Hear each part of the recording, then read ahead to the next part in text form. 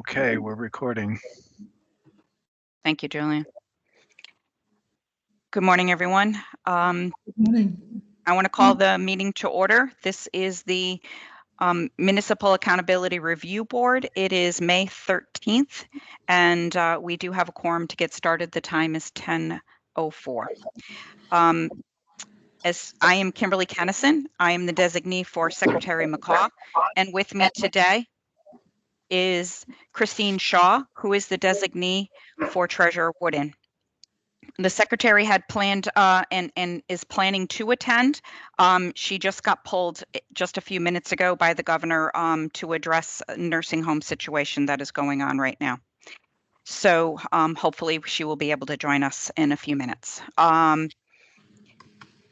At this time, I would like to request a change to the agenda, as the secretary had asked for this to happen.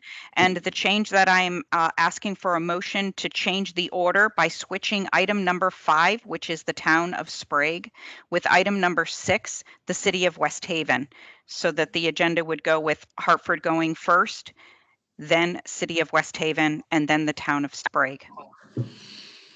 So moved. So moved. Oh, thank you, Christine. Can I get a second? I'll second it. It's Sal. Thank you, Sal.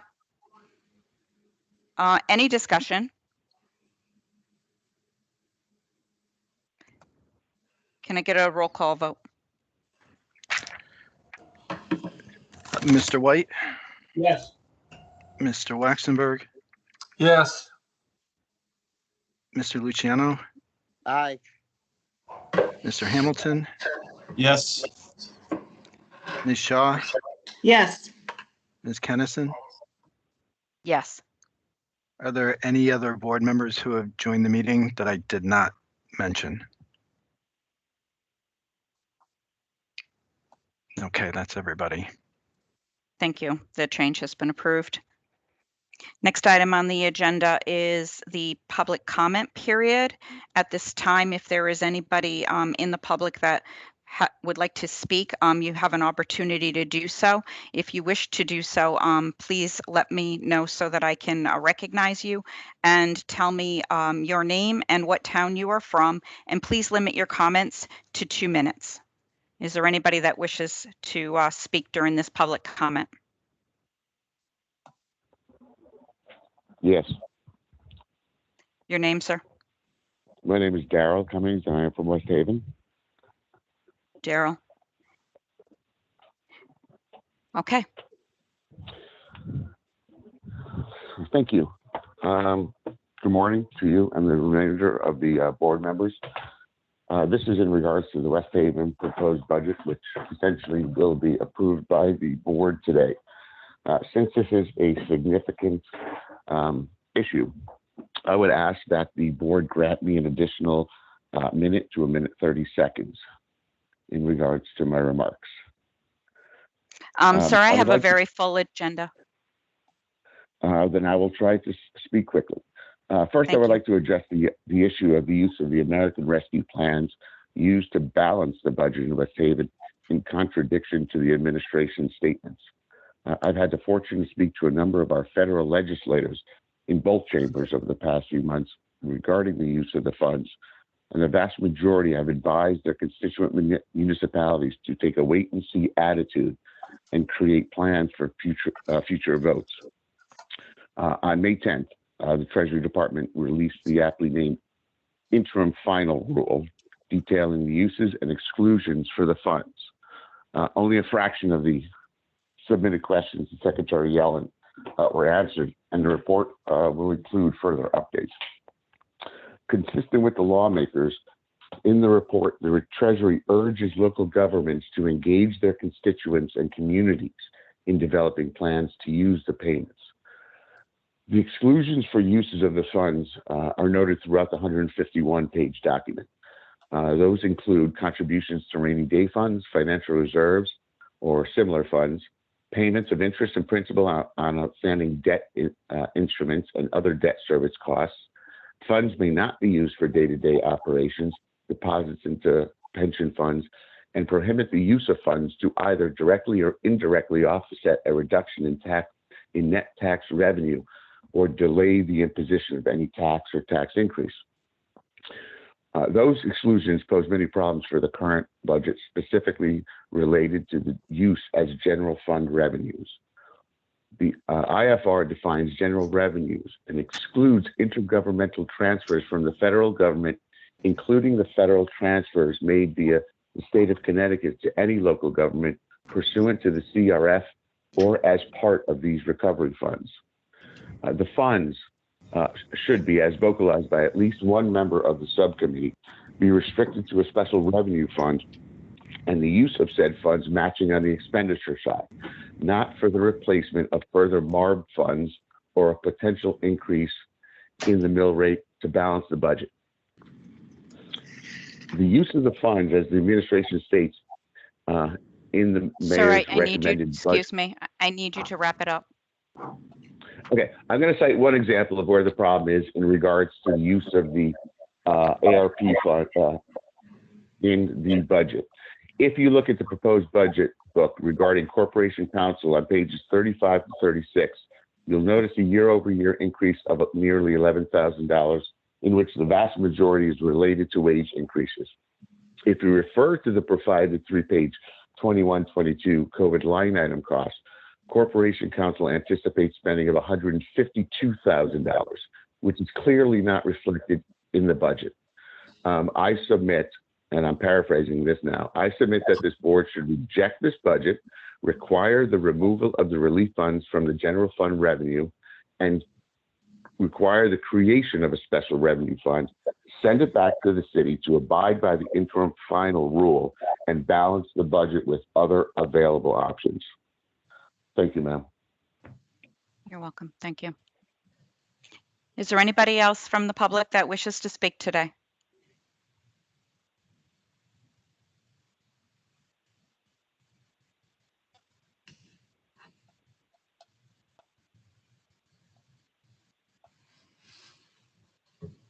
All right, I hear no one. I'm going to close the public comment period and move on to agenda item number 3, which is approval of the minutes from April the 8th, the regular meeting.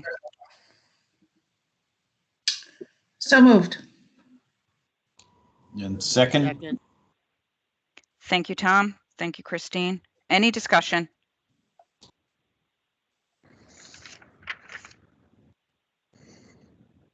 No discussion. Roll call vote, please, Julian. Mr. White, Yes.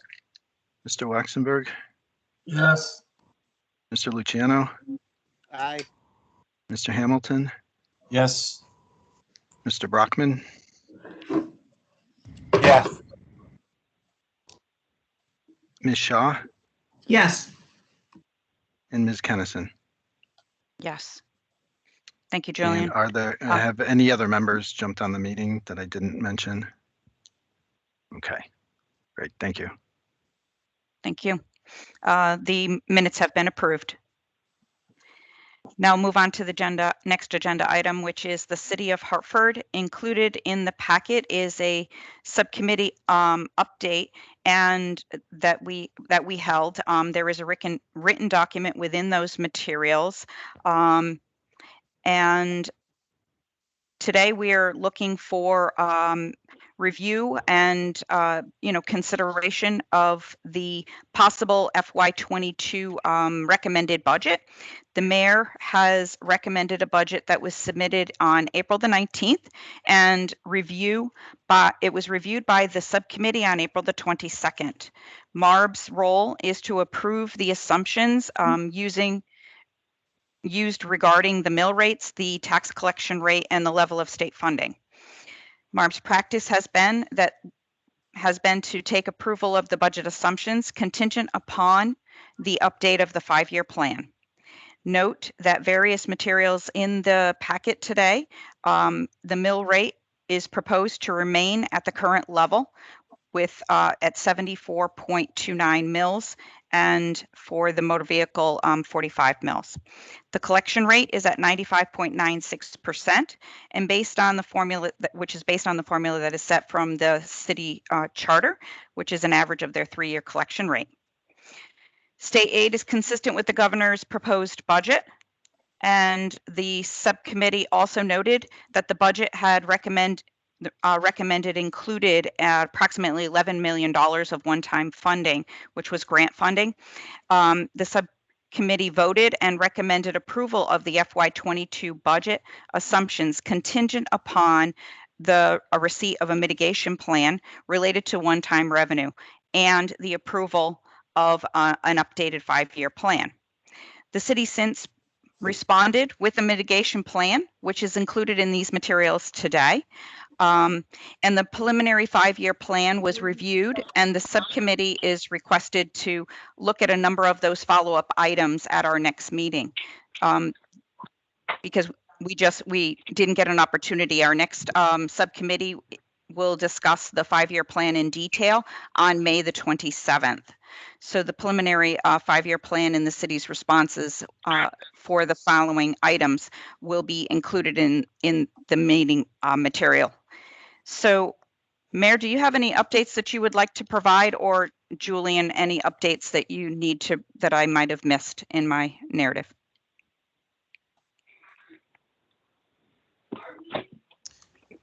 I do not, other than that, we received the mitigation plan, and that was at the front of the packet titled, city response. And we can talk through those items. Thanks. Perfect.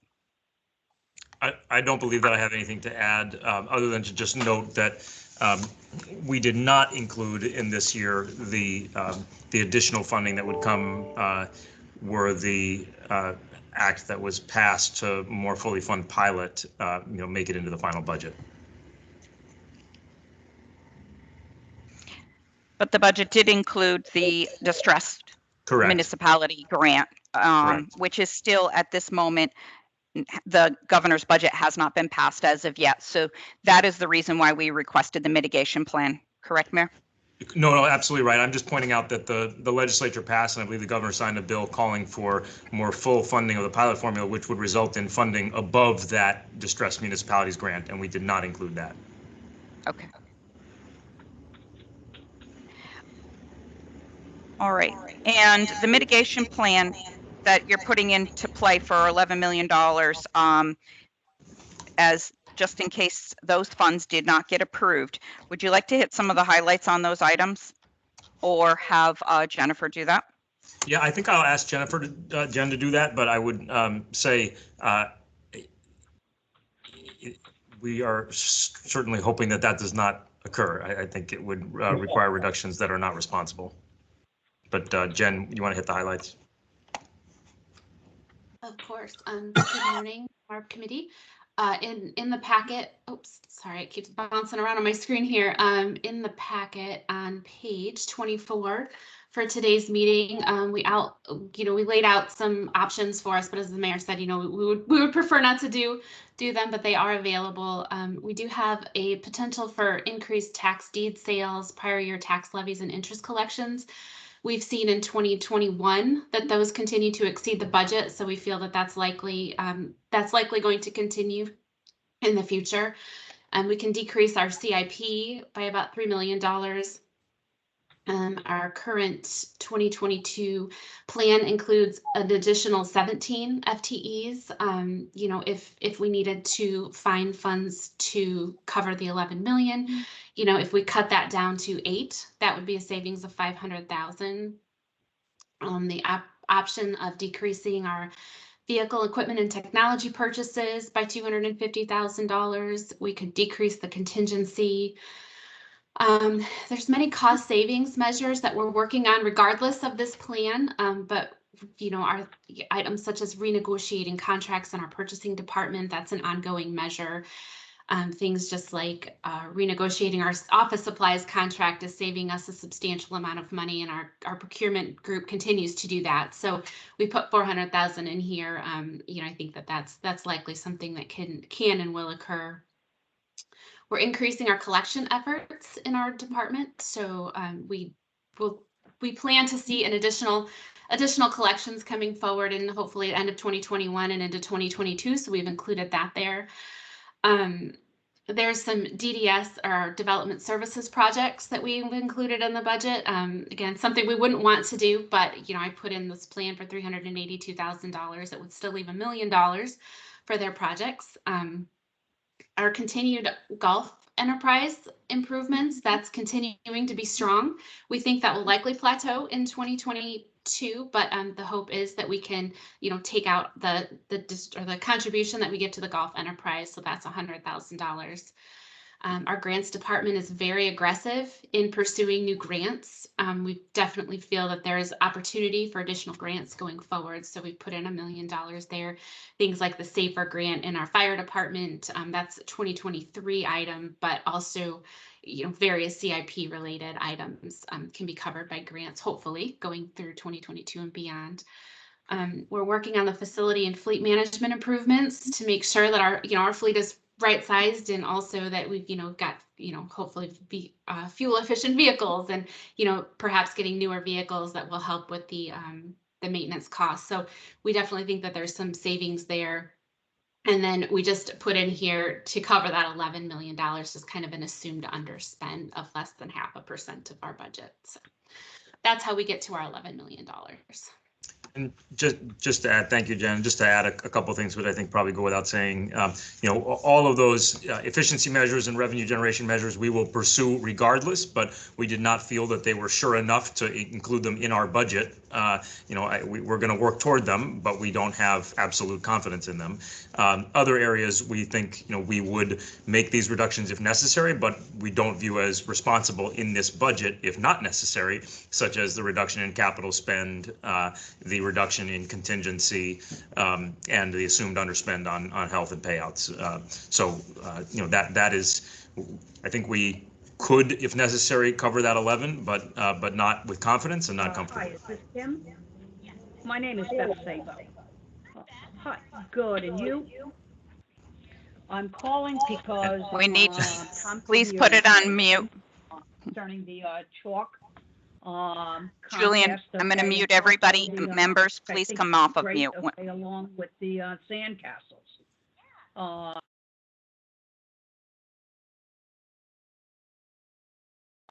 Members, you will need to unmute yourself as I muted everybody in the meeting.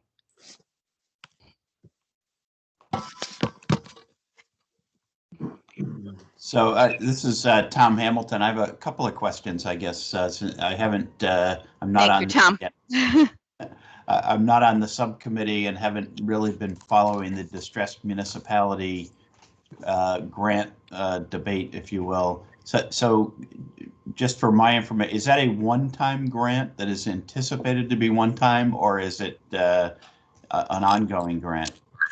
So, Tom, the governor included in his budget a one-time grant of $11 million in fiscal year 22, which I believe was funded through bonding, if I'm not mistaken.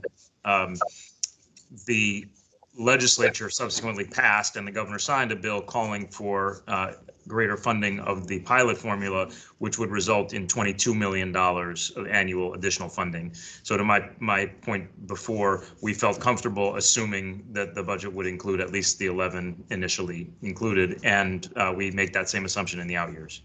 So your budget did not assume the 22 million of funding from the pilot programs. Actually, you should be 11 million ahead, assuming everything.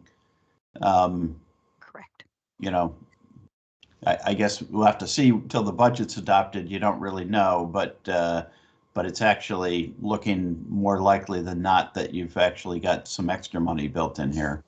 We certainly hope you're right, Tom. But the other thing I would note is that while that would result in some additional revenue or excess revenue in FY22, we do count on that in the out years. And as you know from prior meetings, that figuring out those gaps in the out years has been a longstanding challenge. That obviously would help significantly. Right, and as I think we talked about last month, you didn't put on your list, which I applaud, but you also have the ARP funding, which is substantial, I'm sure. And I know your intention is not to use that for, regular operating expenses. But that will also serve as a, additional backstop, if you will, to any situation that is unanticipated that you have shortfalls in. Presumably you could, if you needed to, you could rely on. I think that's right, although I will say as a caveat that we're still digesting the Treasury guidance and what it allows us to do with those funds. I may have a clearer, I've read it a couple of times, but I can't not say that I fully understand it yet. So, but I think you're right. It is a form of backstop, but hopefully we don't need it. We don't intend to use it that way. Thank you. Thank you. Any other questions from the board members?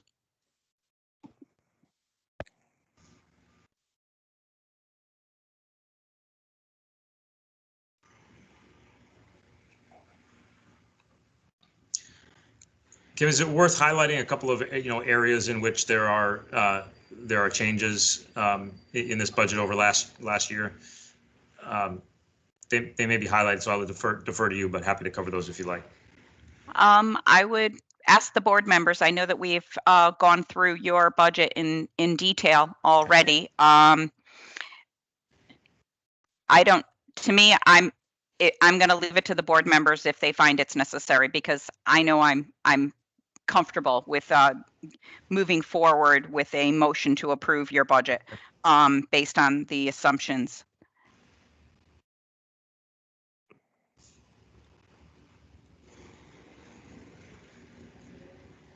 I don't hear any comments, so can I get a motion to approve the City of Hartford's fiscal year 22 budget assumptions contingent upon the MARB's approval of the updated 5-year plan?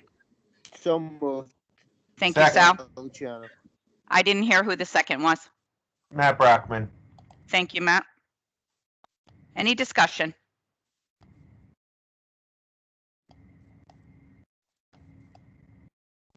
No discussion. Julian, can we please get a roll call vote, please? Mr. White, Yes. Mr. Waxenberg, Yes. Mr. Luciano, Aye. Mr. Hamilton, Yes. Mr. Felsigno,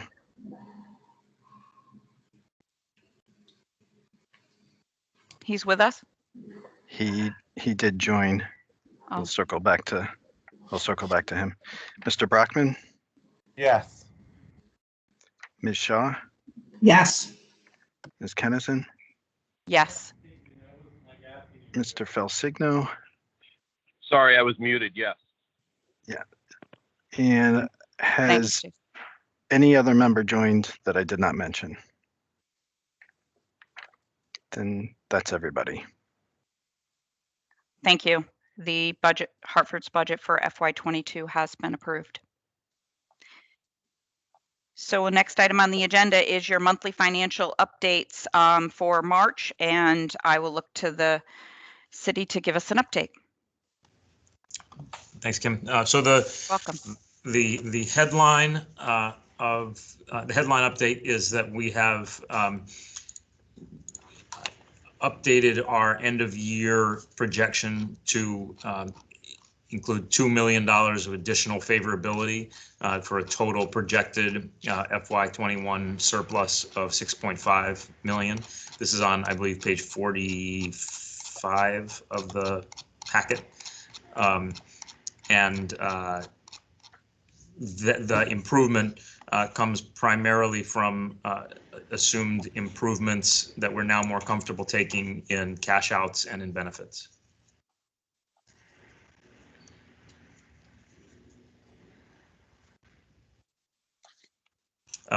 Happy to go beyond that if you like. I will note there is also, in addition to what is recorded in the surplus here, we have also asked council to approve an internal transfer of $3 million in assumed favorability on the benefit line, which we would put toward a specific capital need, which is the rehabilitation of city-owned blighted property. As you know, as a city, we moved away from tax deed sales because although they were a significant source of revenue for the city, we were concerned that they had, deleterious impact on the community, with the tax liens being held by third parties outside of the city with very little interest in the property's redevelopment. So we moved toward tax deed sales. What that means is we have acquired a number of severely blighted properties that we want to get back on the tax rolls. And so we view this effort as part of our longer term effort to put non-producing properties back into tax production. So we have that internal assumption as well. So although it's not recorded in a surplus, it is favorability that we are hoping to use for long-term stabilization efforts. So Mayor, is that above the 6.5 or is that inclusive? That's above. That's above. It is above. Yep. Okay. So it's as if the transfer has already occurred. Obviously, we've asked for council's approval to make that transfer because we're comfortable with that projection of the, the benefit surplus. Okay. Now here again, as we've talked before, we remain concerned that the favorability we're seeing in healthcare is still a sort of idiosyncratic event, tied to the pandemic. And so we're not reducing our long-term projections, but we are still seeing some favorability right now.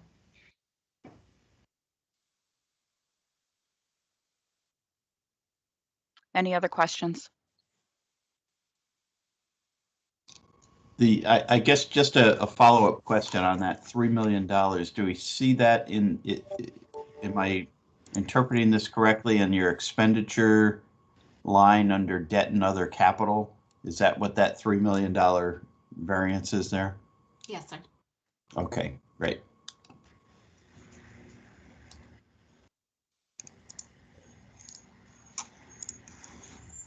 Any other questions?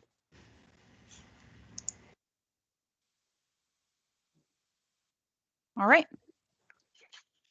I have no other unless, Mayor, you have anything else to add? No, I don't think so. Thank you. Thank you. Thank you, Hartford, and appreciate all your good work here. We're ready to move on to the next agenda item.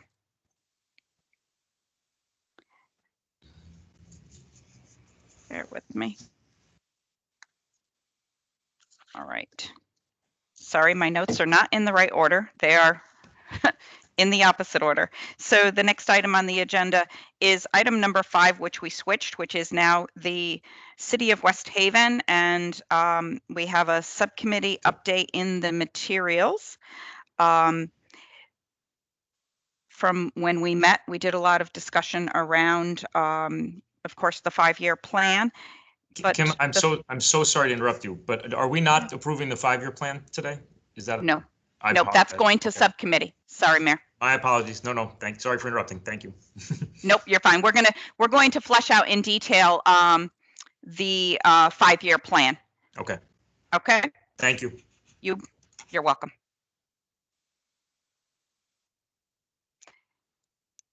Okay, City of West Haven. I believe we have them with us now already.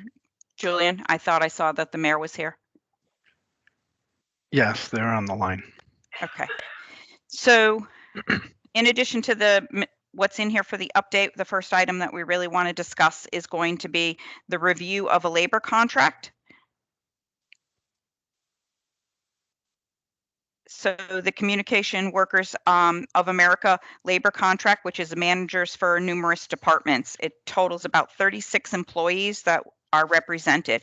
The previous contract was not, had expired in June of 2017, and the city and the union recently negotiated a successor contract that would go through June of 2024. MARB has the authority to approve, reject the contract, or not take any action at all. Based on the statutory timeline, the MARB would have until June the 4th to take action on this contract if we so choose. A cover memo is included in the packet today with a tentative agreement outlining the provisions of the agreement. And the meeting materials also included a red line copy of the contract and financial analysis, as well as some comparables. The subcommittee reviewed the contract at a special meeting on May the 5th, and we voted to recommend to the full MARB approval of the contract. The city labor attorney, I believe, is with us today, and as well as the city, if somebody would like to mention the highlights of this contract for the MARB.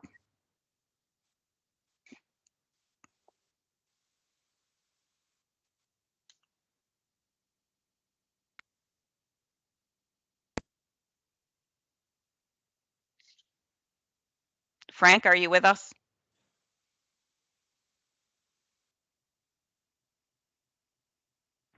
This is Beth Sabo. Yes, Beth. I don't know if Bill Ryan was due on the phone call, but I can give you the highlights of the tentative agreement. Thank you, Beth. Article 4, which is union security, would replace Article 23 on the deduction of dues. Article 9, Section 1 would read, if the city can prove that an employee out on sick leave does not have a bona fide illness, that the employee shall forfeit his sick pay and shall be subject to disciplinary action to and including termination of employment. Section 7 would be employees hired on or after the ratification and approval of this agreement that expires on June 30th, 2024, shall not be entitled to payment of accumulated sick leave upon retirement. Article 26, under retirement, employees hired or on or after ratification and approval of this agreement that expires June 30th, 2024, shall not be entitled to retiree medical coverage. Article 34 under wages, 2017 to 18 is 0%, 2018 to 19, 0%, 2019 to 2020 is a 0%, 2020 to 21 is a 0%, 2021 to 22 is 1%, 2022 to 23 is 2%, and 2023 to 24 is a 2%, with commencing on June 30th, 2023, all hourly wages in all steps shall increase by 25 cents per hour. Article 21, under insurance, effective January 1st, 2020, which we've already done, the city implemented the Connecticut Partnership Healthcare Plan. Their cost share under insurance, 2020 to 21 is 13%. 2021 to 22 would go up to 14%. 22 to 23 would be 15%. 23 to 24 is 16%. Under Section 4, under life insurance, the life insurance would increase to $60,000 for each employee. Presently, it is $55,000. Article 42. Beth, can you yes. hear me? Yes, I Hi, can, this Bill. is Bill Ryan. I was on the call, but for some reason, no one could hear me, so I dialed back in. But so I apologize for that.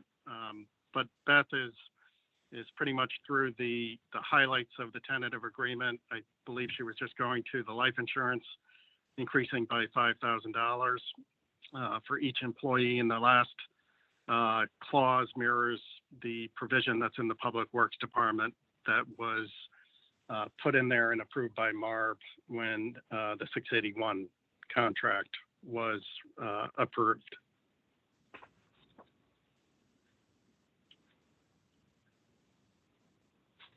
Thank you. Is that it for the updates? Yes, those are the highlights. Perfect. Do we have any questions regarding the contract?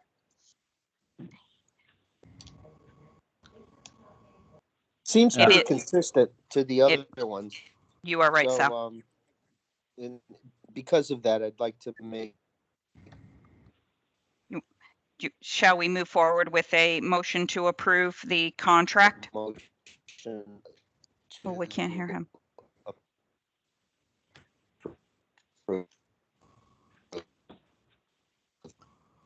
We're having some technical difficulties here. Sorry, Sal. So moved. So moved. So moved. So Sal said the motion. Sal took the motion. Mark second. Thank you, Mark. So moved. Any further discussion? Yeah, so moved. this We is have Tom some- Hamilton. I have a Hi, Tom. question I think you had a second on that. I'm not sure who seconded it, but I assume you We did. It was Mark. Thank you. Okay. So I had a question on Article 42, rest periods. This is not a provision I've regularly seen in labor contracts that I'm familiar with.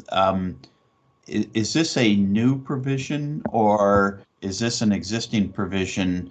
And I don't know whether Frank or anyone has any data on how often this occurs. This is a provision that says an employee who works for 16, who's scheduled for 40 hours, but if they work for 16 consecutive hours, so in other words, if they do 2 shifts consecutively, then they're given 1 day off with pay. So it's an additional paid day off, essentially, if they're working for 2 consecutive shifts. So I'm wondering how frequently that occurs and whether or not this is a new provision or existing provision.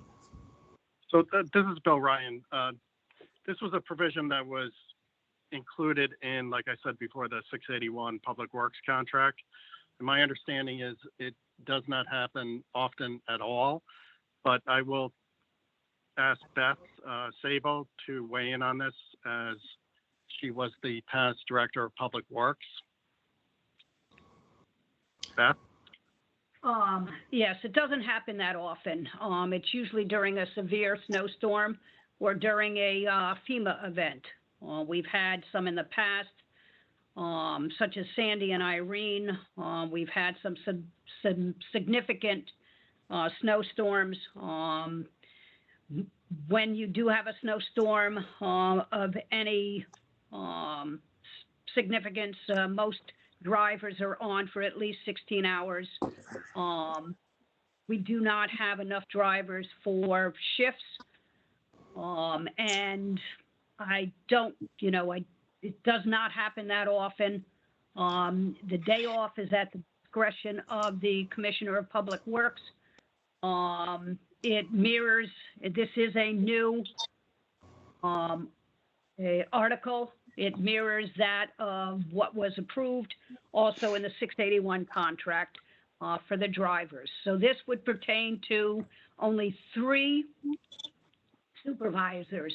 There are only 3 supervisors within the Public Works Department that work 40 hours.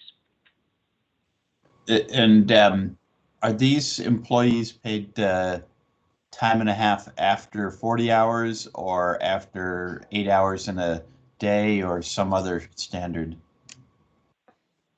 No, they're paid time and a half after 40 hours. After 40 hours. So time and a half doesn't kick in until they hit the 40-hour threshold. In other words, they don't get time and a half after 8 hours in a day. No, it's after 40 hours.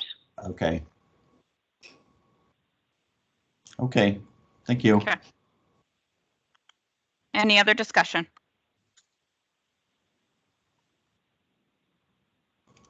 Julian, can we get a roll call vote, please?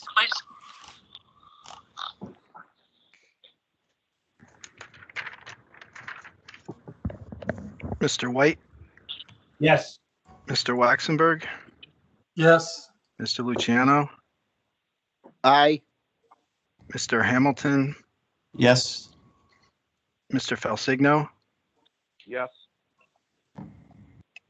Mr. Brockman, Yes. Ms. Shaw, Yes. and Ms. Kennison. Yes.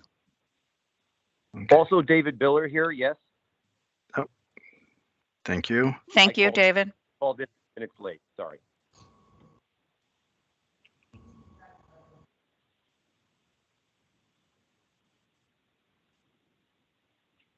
Any other board members that have joined since?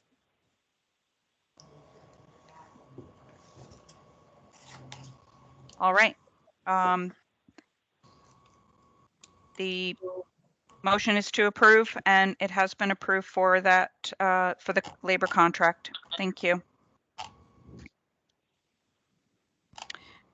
Moving on to the next item on the agenda is the review and discussion and possible action of the fiscal year 22 recommended budget for the city of West Haven.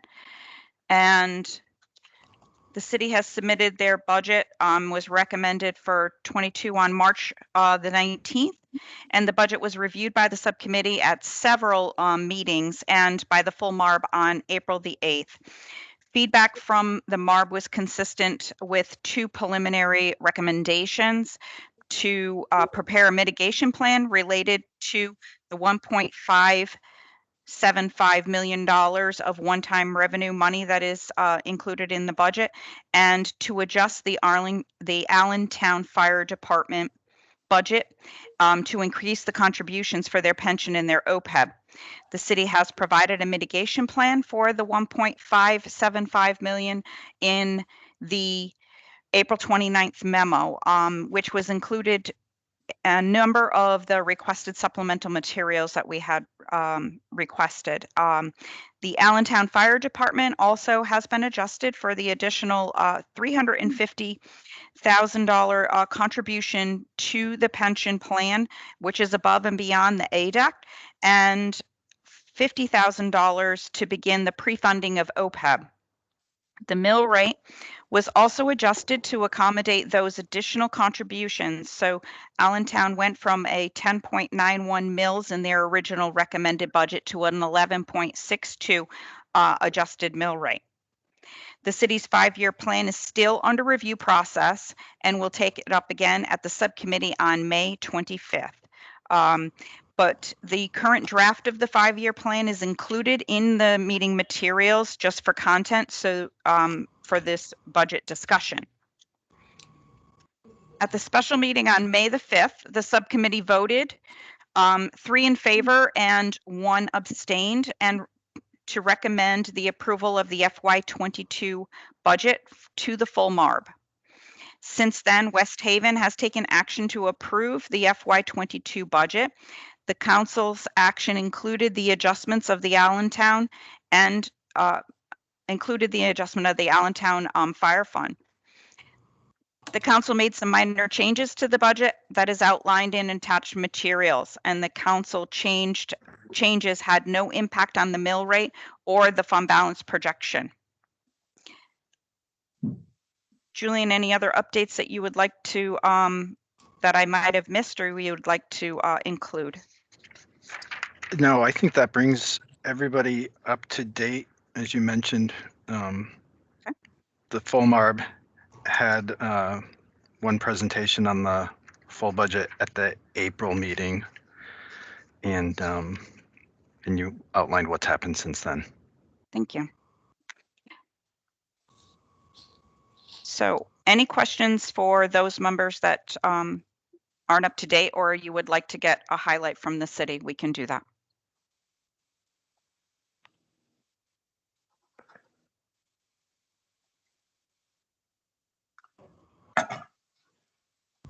Regarding Allentown,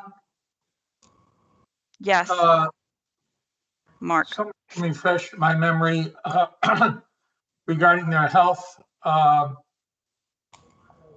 benefits. I noticed that somewhere in here it stated that the majority of their increase is health insurance. What kind of a health insurance plan do they have? And do they still have retirees eligible for retiree health care?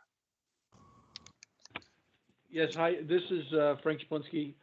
Mr. Waxenberg, they are currently in the high deductible plan, but we are still hopeful that they will move into the state partnership plan. What about the retirees? Retirees are still under the normal self-insured plan that the city had. Frank, no, when is the- the, sorry, sorry, Mark. So there's been no grandfathering of retirees regarding healthcare.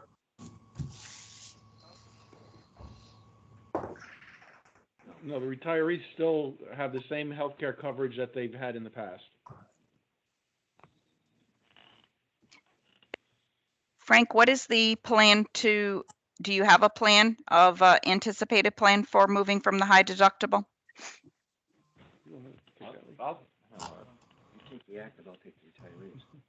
Yeah. Michael Mylon will talk about how we hope to alter the retiree situation. As you know, the city did try to present a plan to MARB that would have had the firefighters go into the partnership plan. That was rejected. So we will be talking with the firefighters, and we'll see what we can come up with. But right now, I couldn't give you an anticipated date as to when that would occur. Does seem like the partnership is an advantage. Mm-hmm. Maybe we can add additional issues that we want to resolve and try to bring something up again. Okay, that sounds good. This is Yes. Michael Mylone, and regarding the retirees, and these aren't the Medicare retirees. These are the pre and post 65 retirees who are on the Anthem self-funded plan. We have repeatedly analyzed the cost of moving that group to the partnership plan, and again this year, the cost was rather prohibitive. So while we're paying a significant amount of money to keep them in a self-insured plan, to move them to the state plan would probably cost us another 10%. So each and every year we go back, revisit this, but it's just not financially in the city's interest. So they have stayed where they've been, and so have the Board of Ed retirees as well. So the only people that are in the partnership plan now are all active city and Board of Education employees, with the exception again of the Allentown actives, who were amenable to going into the plan, but unfortunately the contract got rejected, as Lee Turnan said. Yep. The other thing, I recall again, that it was an early contract. Yeah. The other thing, Attorney Lee Turnan, Ms. Kennison, Yes. on an individual basis, when we have the opportunities, we do try to negotiate changes that are favorable to both the city and the retiree. Things like Medicare, F plans, so on and so forth, that require give and take on both sides. So we have, on an individual basis, been able to make some changes that are favorable to both sides, and we will continue to do that as well on the retiree side. And Thank just you, for Lee. clarification, the healthcare costs that are built into the Allentown budget were provided by Locked In. So they are the projected numbers from the insurance carrier. Thank you, Frank.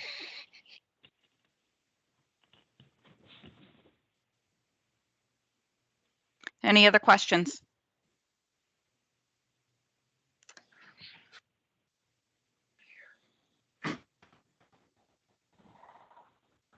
If we have no other questions, shall we take a motion to approve the city's FY22 budget contingent upon MARB approval of the 5-year plan?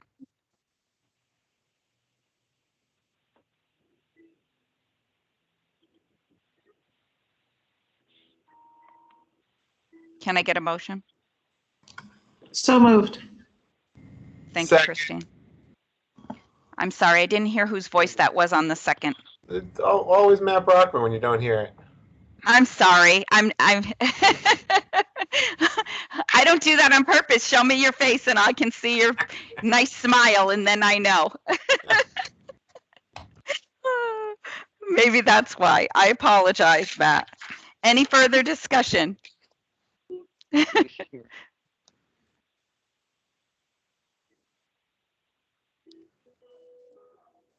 No further discussion? Okay. Julian, can we have a roll call vote, please? Mr. White, Yes. Mr. Waxenberg,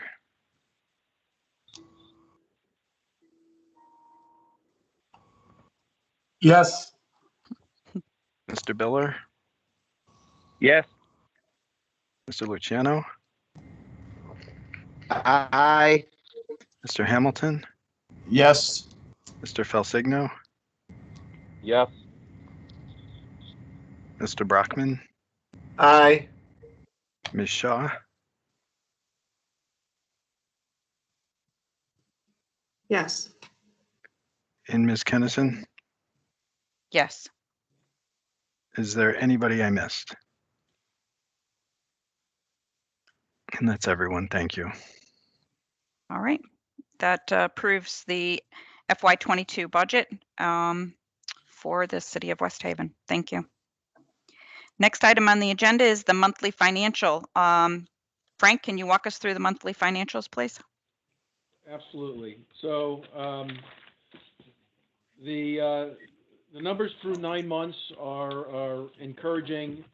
We have seen the recovery of the tax revenues, as I mentioned last month. We are in preparation for the lien sales. The RFP, I believe, has gone out already. So we are well along that process. So I don't expect to see any misses as far as tax revenues go. We're starting to see some recovery in the permits. As I had mentioned last time, we're projecting only a minor deviation to the budget, so that's coming in roughly $98,000 below anticipated budget. And you know, we're also, you know, projecting to see a drop to budget for services specifically around the parks and recreation. That is still the continuation of the pandemic, programs that needed to be canceled. So we are hopeful that once the state opens up again, we will be able to recover some of those revenues going forward. So you can see on page 3 of the package that was sent to you that is the year-over-year comparison for the tax collections. We are back in line with the last 2 years and only slightly below the 5-year average. It looks like there were in 16 and 17 and 18 we had some pretty hefty collections earlier on in the year, and I suspect that at least in one of those years we did have the lien sale that occurred earlier. From the expenditure side, we are currently at 75% of the budget.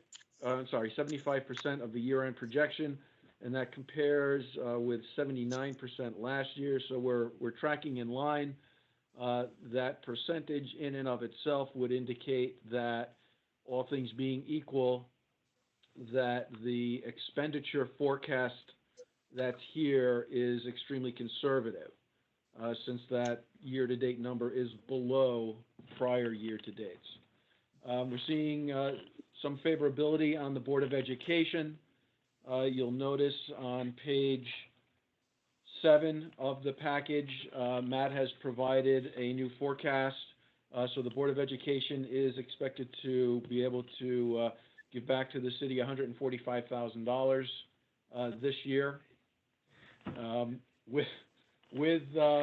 Including that $145,000, the projection right now is that we will end the year with a surplus just shy of $1 million. You know, a lot of that is we do have the monies that came in to help us with the COVID expenses, and that has been extremely helpful. We are expecting to hit the $1.2 to $1.3 million range when we do finally dust off and finalize all the COVID transfers. So we have begun that process of moving monies out of the departments for overtime and cleaning supplies, etc., that hit the department itself. We are moving that to a separate line so that we have better visibility into that. For the sewer fund, we are well in line with prior years. I don't expect to see any issues there. We're projecting at this point just shy of $350,000 surplus for that fund. That includes the expenditure of all contingency and capital projects. So as we get closer to the end of the year, I'll be able to understand better where we're actually going to land. Allentown is a similar situation. The revenues and the expenditures are in line. We are projecting at this point a minor deficit, but that is COVID related, so we will be making an entry to either move funds into the Allentown department or to transfer the COVID costs out of Allentown into the account that's being captured for everybody else. So again, very small. Numbers are in line. I don't expect to see any surprises coming from any of the funds at this point. And with that, I'll welcome any questions. Frank, Bob White, the slight deviation in Allentown because of COVID, what was the issue? That is just as it was with the police department, sir, that because we need to have those positions staffed at all times. When one firefighter was out under quarantine, they had to hire back and pay the overtime to actually cover that shift. Okay. So we had the same situation in the police department, obviously not to the same level as the police because it's a much smaller population. Thank you. You're welcome. Frank? Yes. Question on the COVID revenue versus the COVID expenses. I would have thought the two lines would have been exactly the same for the projection. Is something going to fall into the next year, or what is the reason for that? I actually thought they were the same. No, page 8. Oh, yeah, we are expecting at this point, we do expect to overrun the monies that came in from the state from what we're seeing. We did get very heavily hit with overtime in the police department, roughly $200,000 plus public works. So that's driving the bulk of that cost. Okay, so your expenditures are higher than the allotted amount that you can actually get in the grant funding? That's what we're expecting at this point, yes. But again, I would prefer, for visibility's sake, to keep all those costs together rather than just end them equal to the revenue. Yeah. Any questions?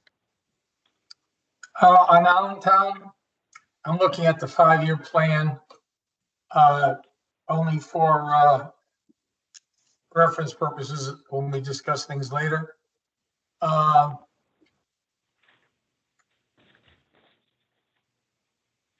From the actual fiscal year 20 to 21, which you have a significant increase of over $1.7 million, and in the administration of $1.5 million is what's the rationale? And then it drops way down again, or it drops down a little, but it goes from $7 million to $8.7 million for total expenses, predominantly because of the administration going from 4.6 to 6.2. Drops a little, but then picks back up. What's the rationale for? So the increase from 20 to 21, that is the additional contribution to the pension fund of $650,000. Yeah.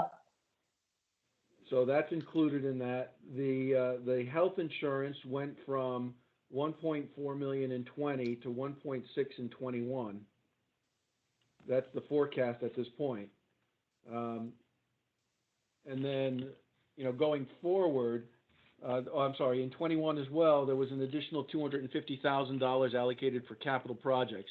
Now, the 650 and the 250 are directly related to the additional motor vehicle revenues that were obtained by Representative DeMassa.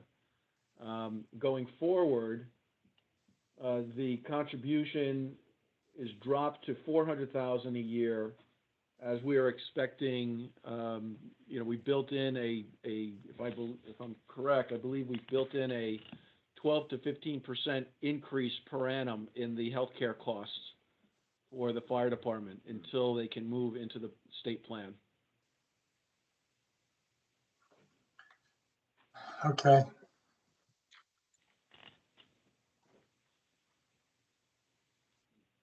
Thank you. You're welcome. Any other questions on the monthly report?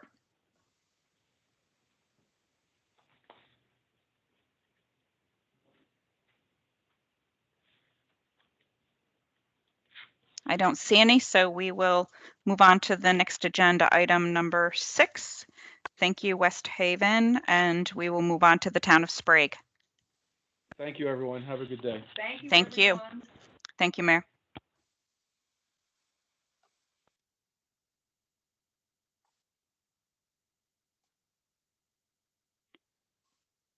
Do we have this town of Sprague with us?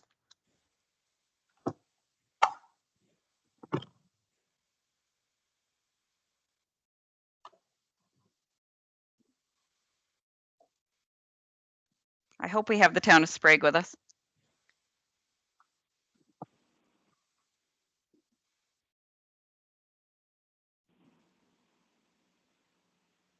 Kim, can you hear me now? It's Cheryl. Yes, I can. I just noticed that your name is on the list, so I wanted to make sure that you were here, and I did see you on mute. Okay, thank you. All right, and Melissa is here as well.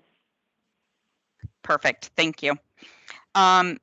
So included in the packet for the town of Sprague was a written update for materials from when we met at the subcommittee on May the 6th. And today we're going to, first item to discuss will be the labor contract that they have. And that is for the municipality employees union independent. And that contract expired on June the 30th. The successor contract goes through June the 2023. It covers the public works for 4 members. The MARB has authority to approve, reject, or take no action on this contract. The statutory timeline gives MARB until June the 9th to take action if we choose. The cover memo summarizes the agreement was provided in the materials, and the meeting materials also include a markup of the language, the final contract, financial impact analysis, some comparables with additional details added since the subcommittee. The subcommittee reviewed the contract on a special meeting of May the 6th, and we voted to recommend to the full MARB approval of this contract. We can have the first selectman provide us with some highlights of this contract, please? Okay. The contract included a 2% general wage increase over all 3 years of the contract, and modest increases in boots and clothing allowance, and then also in addition for eyewear, prescription eyewear. Other than that, there were no financial impacts, but there was just some cleaning up of language that had been outdated and hadn't been addressed. But there were no other changes to the contract. Any questions from anyone?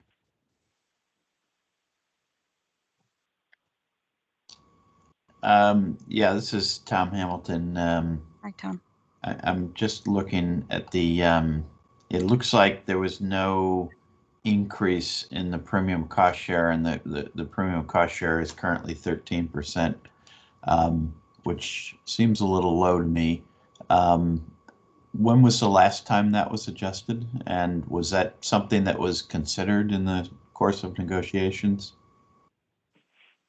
I don't know when the last time it was adjusted was, and it was one of the things that was discussed, but did not make it into the final contract.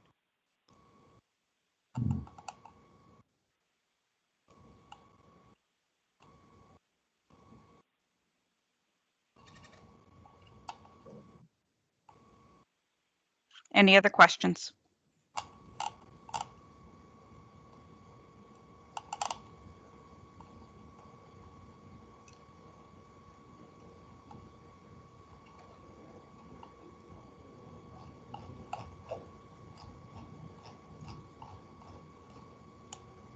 Since I don't see any, can we get a motion to approve the labor contract? So moved. Sal Luciano. Thank you, sir. Any second? Second. Oh, Christina, that's you. Any further discussion? Well, another question on health insurance. This is Tom Hamilton again. And Yes. I'm just looking at the contract now and apologize. I haven't, had a chance to really go through it in detail, but does this contract provide retiree health insurance currently? No. Okay.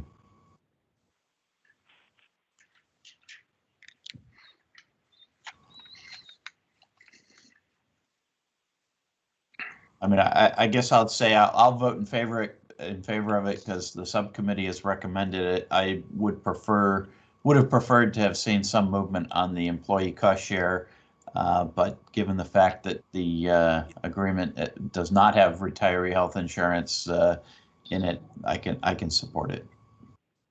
Thank you.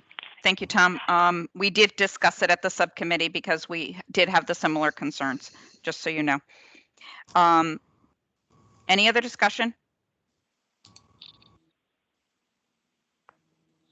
No. Okay, Julian, can we get a roll call vote, please?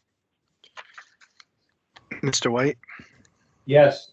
Mr. Waxenberg, Yes. Mr. Biller,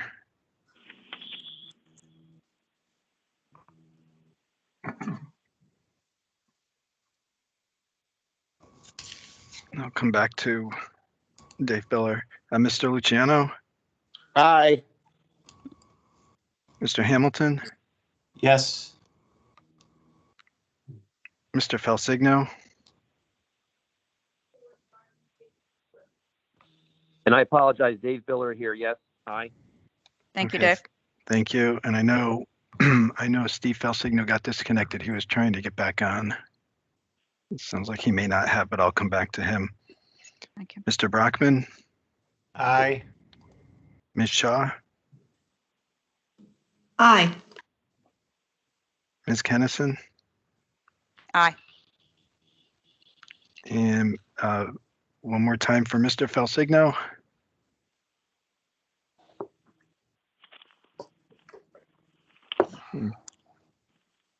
Okay, did I miss anybody? I think that's everybody. Thank you. The contract is been approved. So the next item on the agenda is for us to discuss for review, discussion, and possible action on the FY22 recommended budget. Sorry, I'm just moving my materials. The town's Board of Finance approved the recommended FY22 budget on April the 29th, and the town's MOA with OPM requires that the budget is approved by the MARB. The subcommittee reviewed the budget on May the 6th special meeting, and the cover memo summarizes the recommended budget which is included in your meeting materials. The recommended budget is generally consistent with the most recent 5-year plan. It proposes a small increase to the mill rate than previously was planned, which is more than offset by the higher anticipated grand list growth.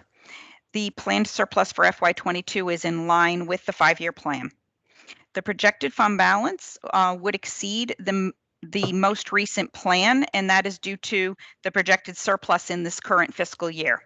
So overall, the expenditures are in line with the plan, and it does include the educational budget, which is proposed to have a 1.5% increase. The subcommittee reviewed a draft of the 5-year plan, and additional work on that plan is still needed, and it is planned for the subcommittee to continue to review that plan on May the 27th. The draft of the 5-year plan shows an exhibit that shows the fund balance projections, which is included in the meeting materials, and it provides you contents for this budget discussion. After MARB's action on the budget will be deliberated at an annual town meeting. The town meeting may approve the budget as it is, approve the budget with some changes, or send the budget to referendum. The subcommittee voted to recommend to the MARB approval of the fiscal year 22 budget as proposed. And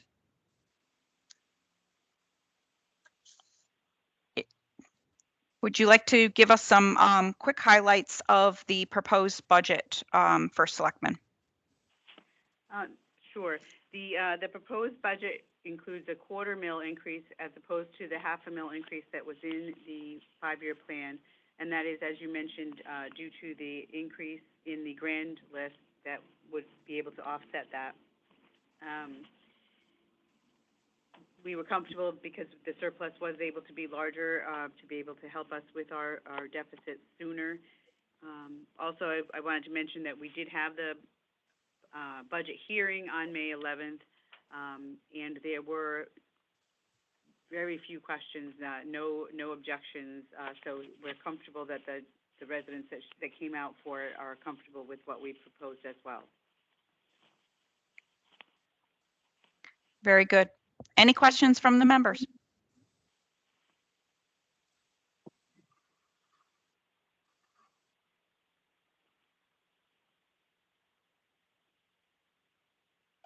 No questions.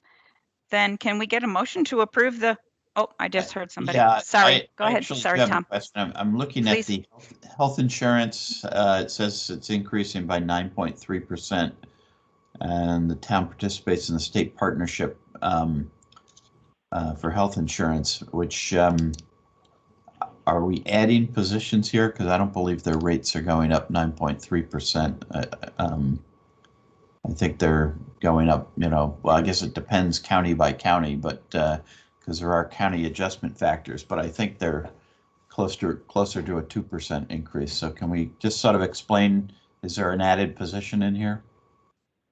No, there isn't any added position, and I do believe those were actual numbers. I do believe that that the finance area got in the actual numbers and put them in, so they were. Actually, I think we had initially had them a little bit higher. I think these are the correct numbers. Okay. Maybe your numbers for the current year were not based on actual or something? It's just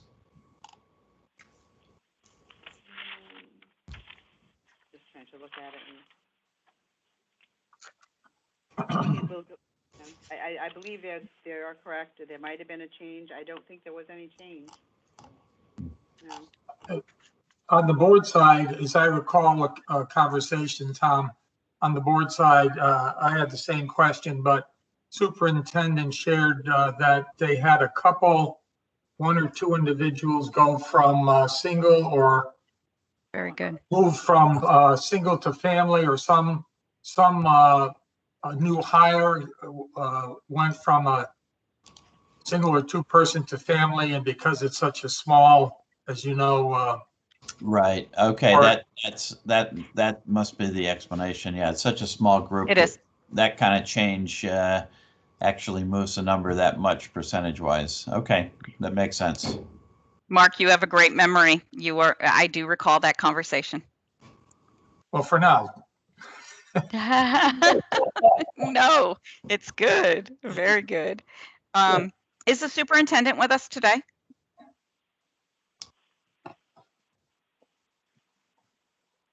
I guess not. I see Michelle is here. Hello. Yeah, I think Bill is on. Oh, okay. But if you have any questions, I can answer as well. So is our interpretation and thought process about the insurance accurate? Can you just confirm that, please? Yes, that is accurate. Yep. We Perfect. did have some changes. Yep.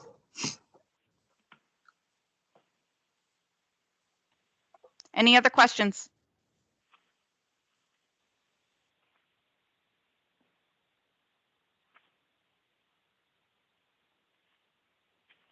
Can I get a motion to approve the town of Sprague FY22, hold on, FY22 budget contingent upon the budget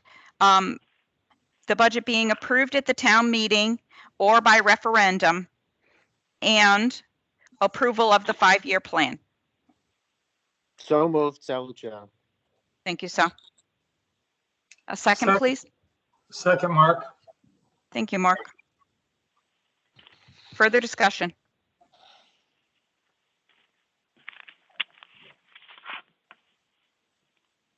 I see none. Could I get a roll call vote, Julian?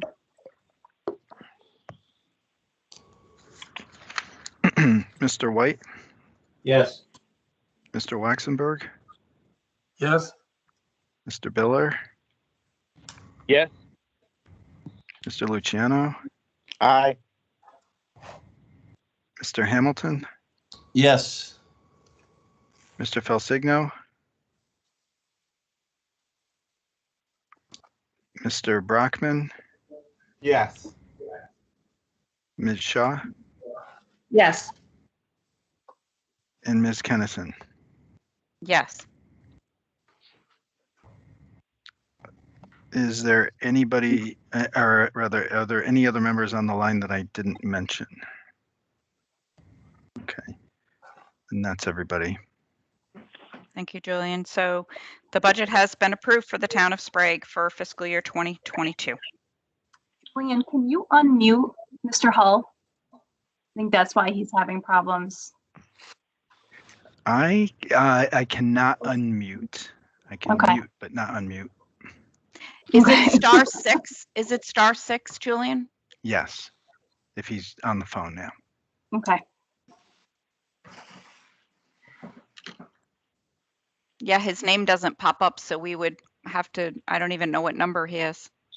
Can you hear me now? We can.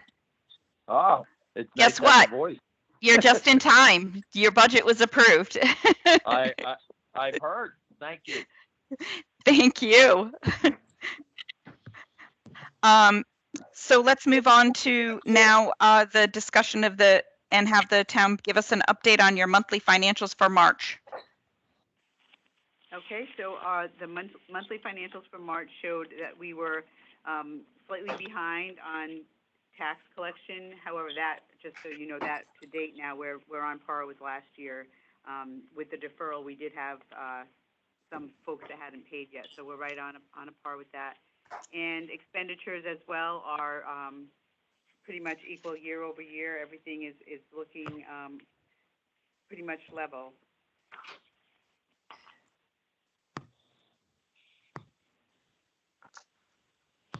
I'll be happy to answer any questions if anybody has any on the financials.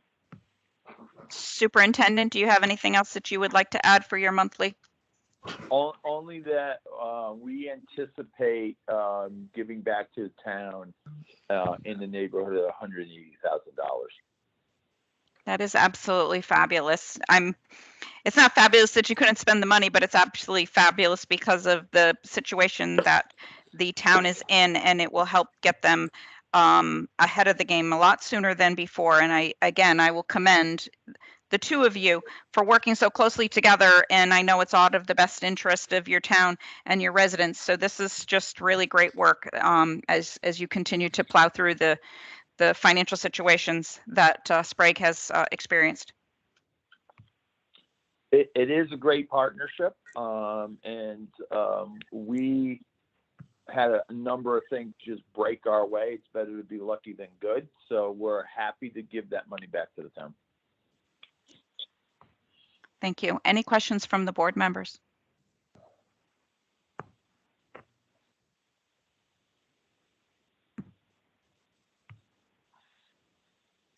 no questions on the monthly financials. I'm going to make sure that we've covered everything because we've skipped around. And so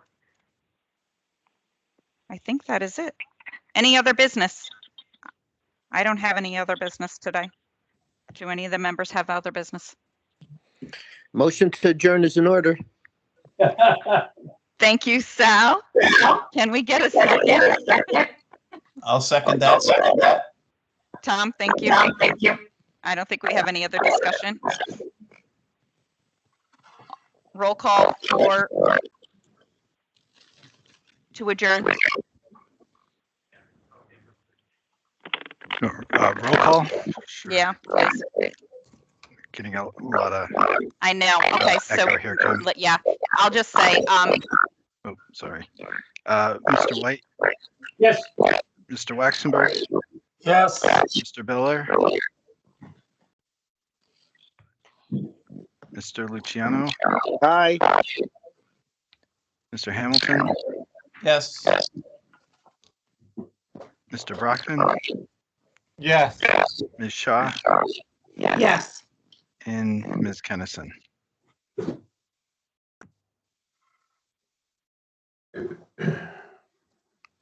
mute. Somebody muted me. Sorry. Thank you all. Appreciate your time and your effort and participation in this board. We are adjourned. All right. Have a good day, everybody. Thank you. Good day, all. You too.